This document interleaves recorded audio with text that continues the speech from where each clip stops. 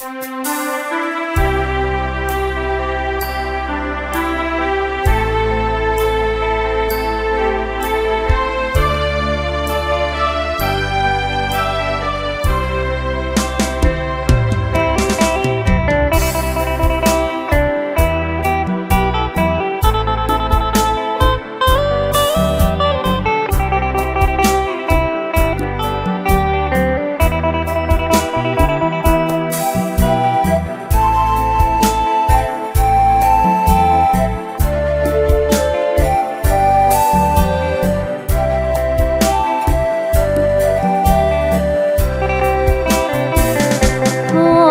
ป็นเสียงเพลงบรรเลงออกจากหัวใจฝากตามสายลมมาให้จากใจของสาวเพชรกาส่งมาให้อายผู้บ่าวทั่วทุกแขนงการพร้อมทางท้องถิ่นหักทานน้องขอวอนวานด้วยความจริงใจเบียการลงทุนต้องคำนึงให้ดีต้องศึกษาให้มันทวนทีก่อนที่เฮาจะลงทุนไปโครงการก่อสร้างขึ้นภายนอกหรือว่าภายในสิ่งสำคัญให้มันโปร่งใสเพื่อหับใส่พี่น้องประชาชน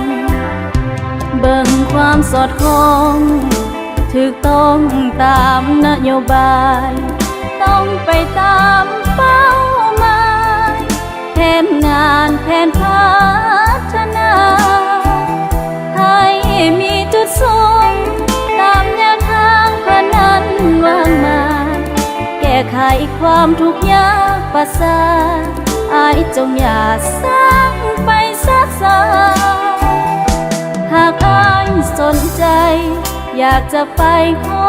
คำปรึกษาเชิญอายไปบ่มีปัญหาน้องมีนาอาสาสวยอายเพียงการลงทุน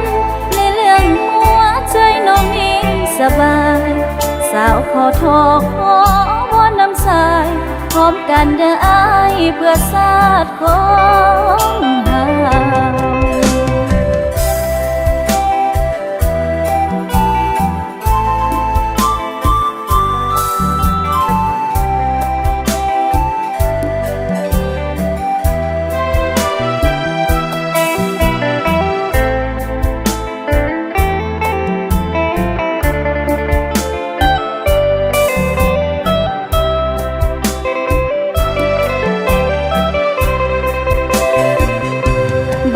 ความสอดคล้อง